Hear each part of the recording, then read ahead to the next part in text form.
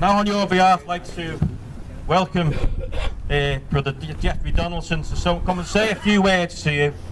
And I know he's given up his time this afternoon. It's a very busy time, but when we offered the invitation, we wasn't aware of the date of the general election. So we'd like to thank him for giving his time up, and pray listen to what he's got to say. Thank you.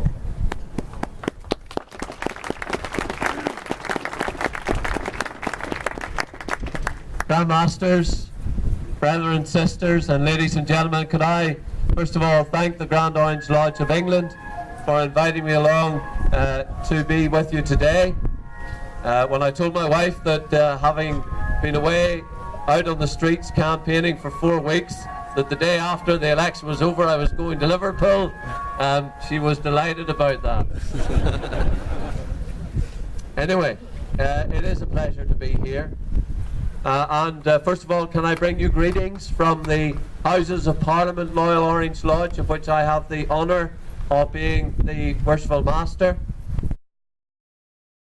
The Orange presence in our national parliament just a few short years ago, and we're delighted that the Grand Master of England, Brother Bather, is one of our members, and in his honour, each time we meet in the House of Parliament, we meet in the Liverpool room. And I think that's quite appropriate. And one of the reasons we re-established an Orange Lodge in the House of Parliament, which has membership from both the House of Commons and the House of Lords, was because we were concerned about moves to dismantle our Constitution.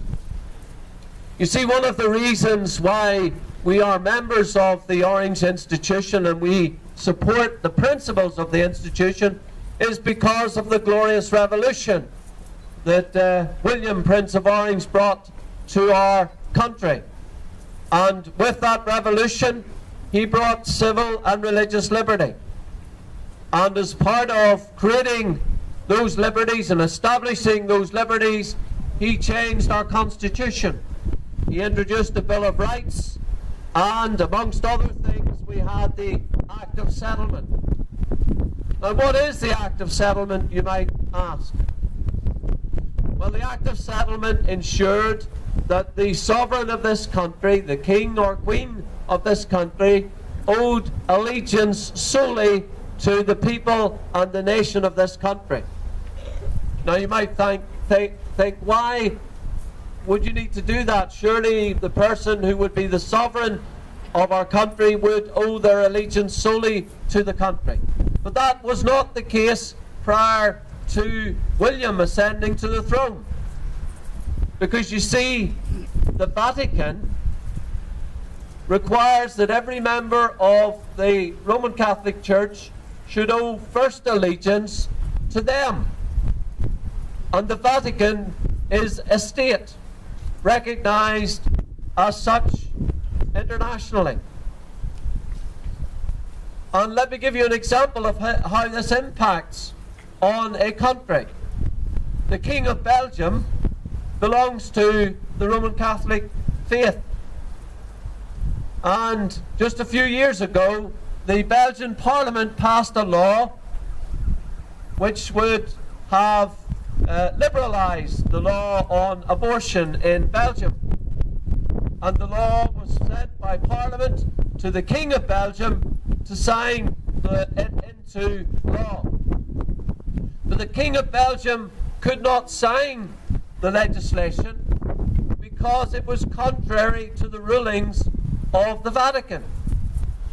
And he had to abdicate from the Belgian throne because of this.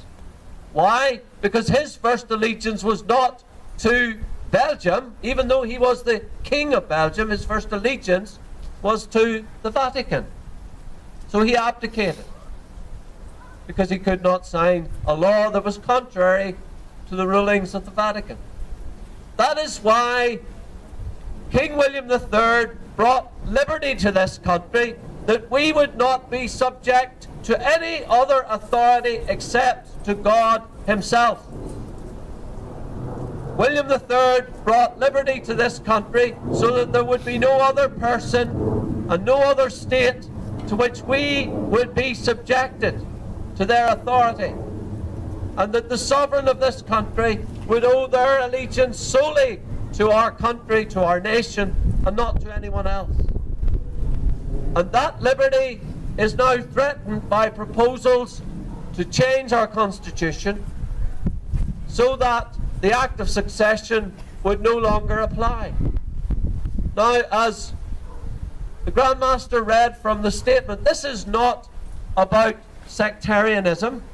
This is not about our opposition to someone because of their religious belief. Indeed, we believe in religious liberty.